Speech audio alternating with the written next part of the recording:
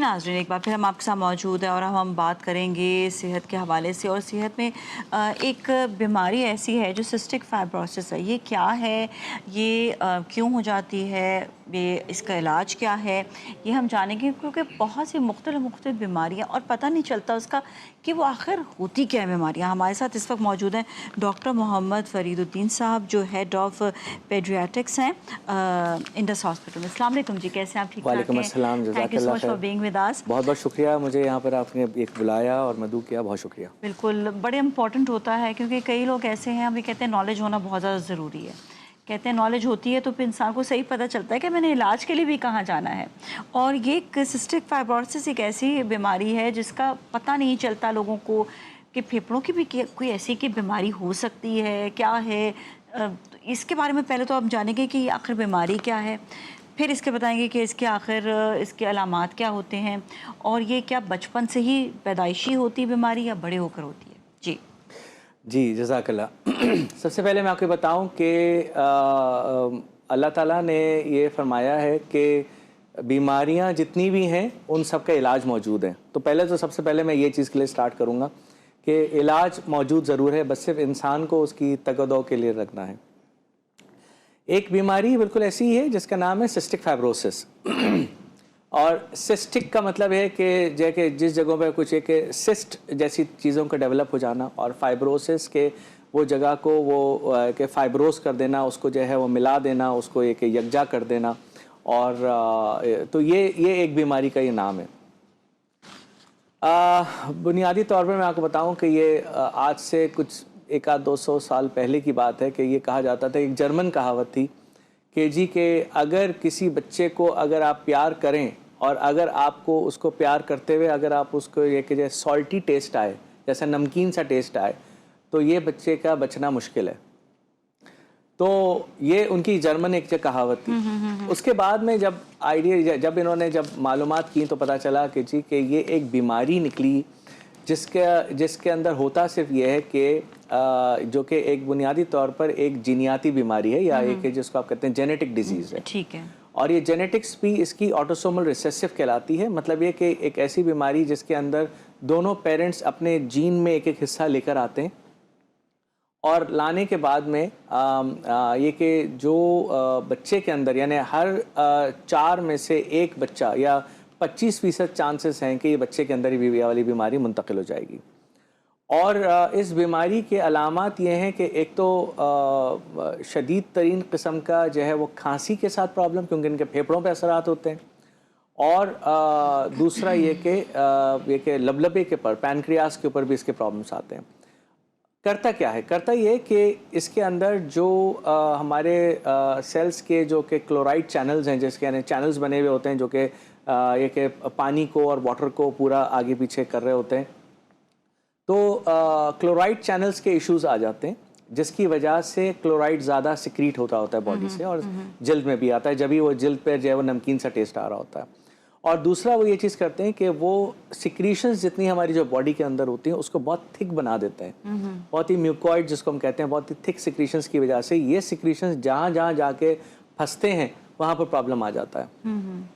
यही सिक्रीशंस जब जाके फेफड़ों में जाके फंसते हैं तो सिक्रीशंस इतनी ज़्यादा थिक और इतनी ड्राई हो जाती हैं और इतना गाढ़ी हो जाती हैं कि बच्चे के लिए वो बलगम को बाहर निकालना मुश्किल हो जाता है। यही सिक्रीशंस जब ये कि जाके लबलबे पे जाके फंस जाती हैं, तो वहाँ से जो जिगर का एक पैनक्रियास का या लबलबे का जो काम है वो है हमारे फैट की एब्जॉर्प्शन करना, क्योंकि वो कुछ एंजाइम्स ऐसे बनाते हैं जिसकी वजह से फैट, प्रोटीन्स, कार्बोहाइड्रेट एब्जॉर्ब होते हैं। तो जब वो एंजाइम ही नहीं आ रहा होता तो क्या होता है कि बच्चा जो कुछ खाता है वो पूरे का पूरा स्टूल में पखाने में निकल जाता है, चिकनाई के साथ निकल जाता है। और ये बच्चे जो है ये इंतहाई कमज़ोर लागर रहते हैं, और यानी ऐसे भी होते हैं कि जो कि समझें कि 10-10 साल के बच्चे हैं जिनका वज़न कम से कम एक 28 से 30 किलो होना चाहिए, वो उनका 14-15 पे आके रुका हुआ होता है, या बाज़ वक़्त तो 12 किलो पे भी आके रुक जाता है। और क्योंकि उनको वाले एंजाइम्स चाहिए होते हैं। अब तो खैर ये तो एक चीज़ है। इसका मैं अगर आपको ये बताऊँ कि ये शुरुआत ये कि जो है कि ये कब से प्रेजेंट कर सकता है, तो ये न्यूबॉर्न से भी स्टार्ट हो सकता है। यानी वो बच्चे जो कि पैदा होते हैं, वो पैदा होने के बाद में जैसे बच्चा जब पहला पखाना करता है, जिसको हम मेकोनियम कहते हैं, तो वो इतना ज़्यादा थिक और गाढ़ा हो जाता है कि बच्चा वो स्टूल पास नहीं कर पाता। और जब वो स्टूल पास नहीं कर पाता है तो क्या होता है कि वो ये कि जाकर पखाना फंस जाता है आंतों में। और अक्सर औक़ात कभी कभार बच्चा जब पैदा होता है तो उसके 1-2 दिन तक जब नहीं करता, जब मालूम करते हैं तो पता चलता है कि वो अंदर जाके आंत में फंसा हुआ है, तो फिर सर्जरी करके उसको निकालना पड़ता है। कभी कभार आंतों का ऑपरेशन इतना बड़ा हो जाता है कि ऑपरेशन करके आंत को एक एक हिस्से को निकालना भी पड़ जाता है। तो खैर ये तो वो एक बुनियादी चीज़ है जो कि पैदाइश के वक्त पे होता है। खैर होता ऐसा बहुत कम है, यूजुअली नहीं होता, लेकिन ये भी एक चांसेस हैं जो कि होने के चांसेस हो सकते हैं। ओके। तो उसके बाद में फिर ये बच्चे यूजुअली आए दिन खांसी के साथ आ रहे होते हैं, ठीक है। जब इनका ये कि देखा जाए तो इनकी माओं का बुनियादी तौर पर ये जाता है, डॉक्टर साहब इसका तो जो है इसको तो पैदाइशी खांसी है, ये तो खांसी ठीक ही नहीं होती। अच्छा, ये खांसी आम बच्चों की खांसी से बहुत मुख्तलिफ है। अच्छा। आम बच्चों की खांसी जो अक्सर औकात माएँ कह रही होती हैं कि जी कि हमारे बच्चा खांसता रहता है हर वक्त, वो सिर्फ इसलिए हो रहा होता है क्योंकि वो कभी बार नज़ला ज़ुकाम या कोई ऐसी चीज़ हो रही होती है।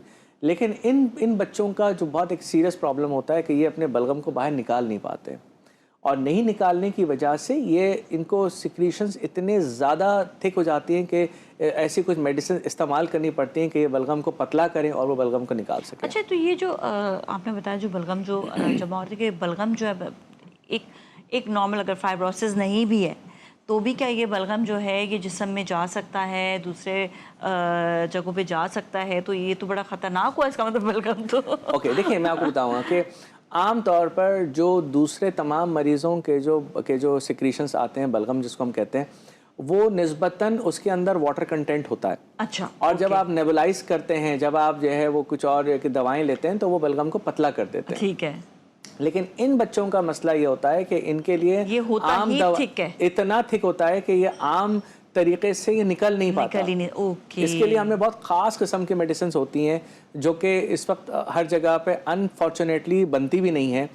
चंद एक जो दुकानें हैं, चंद एक ऐसे हॉस्पिटल्स हैं जो कि इसको बना रहे होते हैं, तो ये उनको वहाँ से जाकर एक रेगुलर बेसिस पर इनको लेना पड़ता है। इंडस में ये इस वक्त इलाज इसका मौजूद है? अल्हम्दुलिल्लाह इंडस के अंदर ये तमाम चीज़ें मौजूद हैं और वो हम अपने मरीजों को दे भी रहे होते हैं। और इंडस में ये कि कोई एक्सपेंस होता है या इसके लिए क्या होता है फिर? ओके, देखिए इंडस क्योंकि बहुत एक्सपेंसिव है जी बिल्कुल, मैं अभी तो अगर आपको मैं आपको आगे चलकर मैं आपको और चीज़ें बताऊंगा कि इसके जो कि इलाज है वो इतना ज़्यादा महंगा है कि जिसको आम तो क्या बल्कि बहुत ख़ास लोग भी जो है उसको एक अफोर्ड नहीं कर पाएंगे क्योंकि इतना महंगा इलाज होता है।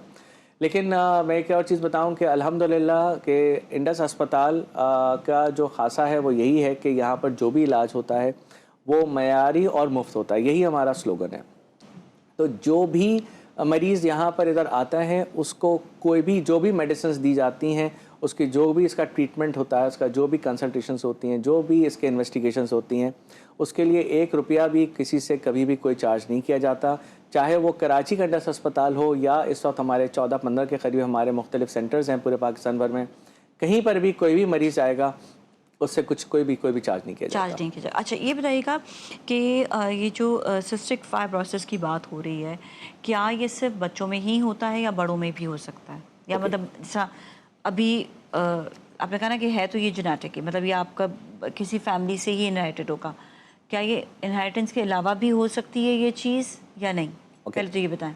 देखिए इनहेरिटेंस का ही बेसिकली, क्योंकि ये ऑटोसोमल रिसेसिव बने जैसे कि बताया, और ये बीमारी आम तौर पर ख़ानदान के अंदर होती है, ठीक है। अब ये ख़ानदान से ही आएगी? ख़ानदान से आते हमारे यहाँ बहुत ज़्यादा कॉमन है कि जी के एक ख़ानदान के अंदर के या एक ही बरादरी के अंदर शादी करना, ठीक है। अब वो इतना ज़्यादा होता है कि जब अगर हो सकता है कि शायद पिछले 2 नस्लों के अंदर शायद किसी को भी ये प्रॉब्लम ना हो, लेकिन अगर आप और पीछे जाएंगे तो पता चलेगा कि हाँ जी कि वो फ़लाँ को भी एक मसला हुआ था और लेकिन डायग्नोस नहीं हुआ था, या उधर से भी फ़लाँ को, और फिर जब ये आपस में जब ये पूरे ये अपने साथ जीन कैरी करते हुए लाए और जब आए तो भी इस बच्चे को निकला। तो हमारे यहाँ चूँकि कम्युनिटीज़ के अंदर बहुत ज़्यादा स्ट्रॉन्ग हमारे पास मैरिजेज़ होती हैं, तो इसलिए ये एक तो ये चीज़ है। सेकेंड चीज़ आपका सवाल है कि क्या ये बच्चों के अलावा भी होती हैं? बिल्कुल, ये स्टार्ट चूँकि जेनेटिक है तो ये स्टार्ट होती हैं, बच्चों में होती हैं। अब अगर वो बच्चे अगर एक एडल्टहुड के अंदर दाखिल हो जाते हैं तो ये अपने साथ कैरी कर रहे होते हैं। और हमारे यहाँ पाकिस्तान के अंदर चूँकि ज़रा इलाज ना सिर्फ ये कि मुश्किल है, महंगा है, और लोगों को इसके बारे में बहुत ज़्यादा अवेयरनेस नहीं है, तो फिर ये फिर बीमारी चलती रहती है। और उसके अलावा जो इनकी जो एक्सपेक्टेंसी है, लाइफ एक्सपेक्टेंसी, वो बहुत ज़्यादा नहीं है। मतलब बमुश्किल बच्चे जो है वो अपने अपने टीन्स में दाखिल होते हैं, या कुछ बच्चे हैं जो कि 30s या 40s में चले जाते हैं, लेकिन आम तौर पर ये कि उससे पहले ही उनको बहुत ज़्यादा कॉम्प्लिकेशंस हो जाती हैं। लेकिन अगर मैं आपको बताऊँ, चूँकि वेस्टर्न कंट्रीज़ के अंदर ये, या बाहर के मुल्कों में ये चीज़ ना सिर्फ है कि उधर एक कॉमन भी है, लेकिन उधर उनको भी, उनके पास इलाज भी मौजूद है। तो वहाँ पर ऐसे भी लोग हैं जो जिनकी उम्रें 70-80 साल तक की भी गई हैं। और ये भी मैं आपको बता दूं कि इसी के हवाले से कि जो मई का महीना है, ये मई का month is also known as the awareness for cystic fibrosis. ये सिस्टिक फाइब्रोसिस की अवेयरनेस का मंथ है। ये एक इंटरनेशनल ये अच्छा, के मंथ वो है। तो हाँ, वो तो है उसके, तो ये तो आज भी जिस तरह हम बात कर रहे हैं, बिल्कुल। वो मई के इसी महीने के हवाले से। आई थॉट कि कोई स्पेसिफिकली मई में जो है ना वो नहीं पता चल सकता है, इसका नहीं, ऐसा नहीं है। बल्कि मई का मंथ जो है वो करार दे दिया गया है कि जी के मई का मंथ जो है वो सिस्टिक फाइब्रोसिस इंटरनेशनल जो डे मनाया जाता है, अवेयरनेस डे, ठीक है। तो ये अच्छा, बेसिकली जी। एक चीज़ और मैं जानना चाहूँगी, ये कि जो सिस्टिक फाइब्रोसिस की हम बात कर रहे हैं, और जिस तरह मैंने कहा कि बड़ी क्या अगर जिस तरह हम ब्रेक के बाद बात करेंगे इस पर, लेकिन मैं सवाल किए जाती हूँ कि जिस तरह छोटा बच्चा है, उसके अंदर जिस तरह आपने कहा कि ऑलरेडी पैदाइशी इसके अंदर ये चीज़ हो सकती है, उसके सिम्टम्स उस वक्त नहीं पता चले, और उसके सिम्टम्स क्या बड़ी उम्र में आकर पता चलेंगे, ऐसा हो सकता है, ये जानेंगे। लेकिन एक ब्रेक के बाद आप हमारे साथ ही रहें, stay with us.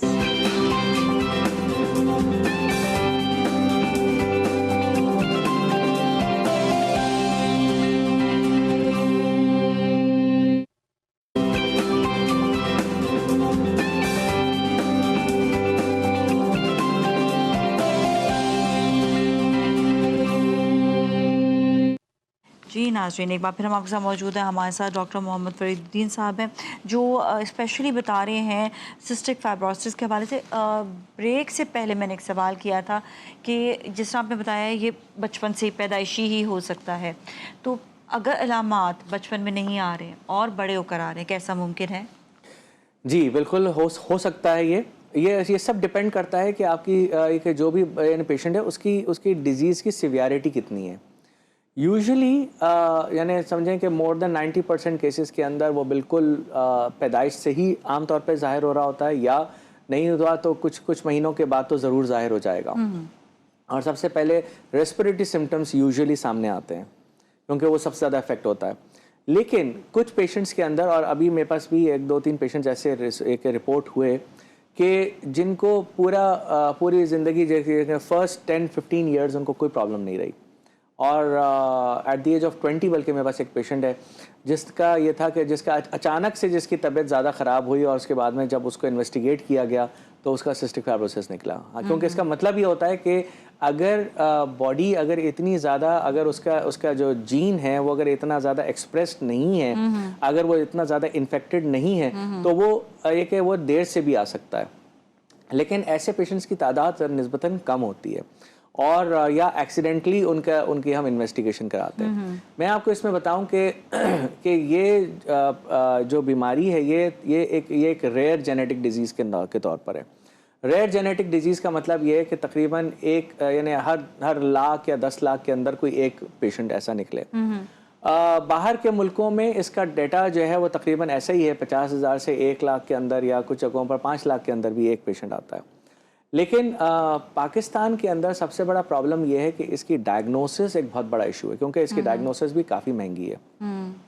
Genetic sequence इस वक्त तक के अभी तक कहीं नहीं हो रहा था। अभी तक इस वक्त पूरी जेनेटिक सीक्वेंसिंग जो है वो पाकिस्तान में नहीं है, लेकिन अल्हम्दुलिल्लाह अभी इंडस अस्पताल ने अभी अपने पास, यहाँ पर इधर हमारे पास लेबॉर्ट्री में जो ये टेस्ट आम तौर पर लोग बाहर भिजवाते हैं, तकरीबन 1-1.5 लाख रुपए का ये टेस्ट होता है। तो ये वाला टेस्ट अभी इंडस के अंदर ये बिल्कुल फ्री स्टार्ट हुआ है। अभी हमने रिसेंटली तकरीबन समझें कि 200 से ऊपर हमने कोई पेशेंट्स का हमने जो टेस्टिंग की, और हमारा डाटा जो है वो तकरीबन समझें कि 85 के करीब हमारे पास पेशेंट्स हैं जो कि पॉजिटिव निकल कर आए, और अभी हम तकरीबन 85 के करीब पॉजिटिव आए हैं। और अभी 100 पेशेंट्स का अभी और मज़ीद अभी हमारा नेक्स्ट बैच अभी इंशाल्लाह कुछ दिन के अंदर लग जाएगा। तो वी आर एक्सपेक्टिंग कि एटलीस्ट कम से कम 40 से 50 पेशेंट्स और होंगे। ये हमने पेशेंट्स पूरे पाकिस्तान भर से, जहाँ से हमारे पास जहाँ सेंटर्स हैं वहाँ से हमने कलेक्ट करवाए थे इनको। और अब ये कि ये पेशेंट्स की वजह से हमें भी अंदाज़ा होना शुरू हुआ कि ये कितना कॉमन है। तो अभी जो हमारी एक वो रिपोर्ट इंशाल्लाह ताला बनेगी तो पता चलेगा, लेकिन लगता ऐसा ही है कि पाकिस्तान के अंदर तकरीबन ये कि इसका इंसिडेंस तकरीबन एक यानी हर 10,000 में कोई एक मरीज़ हो सकता है। वो इस वजह से कि शायद इंटरनल मैरिजेस हो रही हैं, फैमिली मैरिजेस हो रही हैं, इसकी वजह से ज़्यादा ये भी है, बिल्कुल ये भी एक रीज़न है। और इसके अलावा ये कि हमारे यहाँ बहुत सारी चीज़ें बिल्कुल डायग्नोसिस में आई नहीं है कभी, तो हमें पता ही नहीं चला अब तक के। अब जबकि इसके बारे में अवेयरनेस स्टार्ट हुई है तो पता चला है। इनफैक्ट अभी रिसेंटली इंशाल्लाह ये कि कल ही मेरी बल्कि किसी से एक एनजीओ से बात हुई है और इंशाल्लाह ताला अनकरीब हम एक न्यूबॉर्न के अंदर भी हम स्क्रीनिंग स्टार्ट करने जा रहे हैं। अच्छा, एक चीज़ ये बताइएगा कि एहतियात मतलब जब पता चल जाएगा तो फिर एहतियात कैसे होगी? देखिए, एहतियात इन बच्चों की बिल्कुल वैसी ही है या इन पेशेंट्स की बिल्कुल ऐसे ही है कि जैसा कि एक कोई फ्रेजाइल कोई पेशेंट हो जिसको इन्फेक्शंस बार बार हो रहे हों, ठीक है। तो ऐसे पेशेंट्स के लिए हम इनको बहुत रेगुलरली कहते हैं कि जी आप मास्क ज़रूर पहनें। हम इनसे कहते हैं कि बाज़ार की चीज़ों को इस्तेमाल ना करें, ज़्यादा एक अवॉइड करें, सफाई का बहुत ज़्यादा ख्याल रखें और इसके अलावा दूसरे जो बीमार लोग हैं उनसे बहुत ज़्यादा करीब इंटरेक्शन में ना रहें, क्योंकि इनके जो कि जरासीम हैं वो इनके जरासीम कोई आम जरासीम नहीं होते, इनको बहुत ही मेजर जरासीम आते हैं, ठीक है। बहुत बड़े बड़े ऑर्गेनिजम्स आ रहे होते हैं और जो जिनका ट्रीटमेंट भी बहुत लंबा चलता है। तो इसीलिए हम इनको कोशिश करते हैं कि ये इन सबको एक एडवाइस ये होता है कि जी कि आप अपनी सेहत का बहुत ज़्यादा ख्याल रखें, अपनी ग़िज़ा का ख्याल रखें, आप इम्यूनिटी बढ़ाएं। आपको प्रोटीन्स बहुत ज़्यादा ज़रूरत है आम बच्चों के हवाले से के बनिस्बत। इसके अलावा चिकनाई का इस्तेमाल करें। अच्छा, चिकनाई का भी इस्तेमाल? देखें, ये जो कॉन्सेप्ट है ना कि जी कि अगर चिकनाई खाएंगे तो वो जाके बलगम बनाएगा या दूध पिएंगे तो वो जाके बलगम बनाएगा, ऐसा कुछ भी नहीं है। और इनको तो हम इनसे कहते हैं कि जी कि आप तो ऐसी चिकना अगर एक बच्चा अगर फर्ज करें कि अगर एक वो 10 ग्राम का अगर वो चिकनाई लेता है तो आपको तो चाहिए कि आप कम से कम 15 से 20 ग्राम चिकनाई लें। इसका क्या कनेक्टेड है, क्योंकि अभी तो वक्त भी खत्म हो रहा है, मैं सिर्फ जानना चाहूंगी। मैं आपको बता दूं कि इसके रीजन सिर्फ ये है कि ये कि इनका जो कि चिकनाई एब्जॉर्ब नहीं हो रही होती, जब हम इनको दवाई देते हैं तो हम कहते हैं कि वो आपकी चिकनाई को हजम करेगा तो आपका वजन बढ़ेगा। इसी हवाले से मैं एक और इलाज की, क्योंकि वक्त खत्म हो रहा है तो मैं आपको एक और इलाज के हवाले से बताऊं कि अभी रिसेंटली जो है इनफैक्ट आज ही की एक न्यूज़ है कि एक मेडिसिन जो कि काफ़ी ज़्यादा महंगी है और जिसको जो कि एक रिसर्च प्रोडक्ट और जो कि FDA अप्रूव्ड है, जो दुनिया भर में इस्तेमाल हो रही होती है, जिसकी समझें प्राइस ही तकरीबन समझें कि 3 लाख रुपए रोज़ की है दवाई का। तो अल्हम्दुलिल्लाह वो हमारी कुछ एक इंडस ने वाली दवाई मंगवाई है अपने पेशेंट्स के लिए और वो आज ही जो है वो वहाँ से बाहर से एक चल पड़ी है, तो इंशाल्लाह कल परसों तक के पहुँच जाएगी। और जो हमारे रजिस्टर्ड पेशेंट्स हैं हम उनको वाली दवाई स्टार्ट कर रहे हैं और बिल्कुल एब्सोल्युटली फ्री ऑफ कॉस्ट, कोई चार्ज नहीं लिया जाएगा और वो दवाई उनको हम स्टार्ट कर रहे हैं। और ये दवाई यूजुअली लाइफ लॉन्ग चलती है, तो इंडस का एक कमिटमेंट है इंशाल्लाह कि जितना भी हो सकेगा हम इंशाल्लाह ज़रूर करेंगे और हम वाली दवाई भी हम उनको प्रोवाइड करेंगे। बहुत बहुत शुक्रिया आपका, thank you so much for being with us. आपने बहुत इंपॉर्टेंट बातें आज बताई हैं। इसके साथ ही नाज़रीन जाएंगे ब्रेक की जानिब, ब्रेक के बाद फिर मिलेंगे, हमारे साथ ही रहें।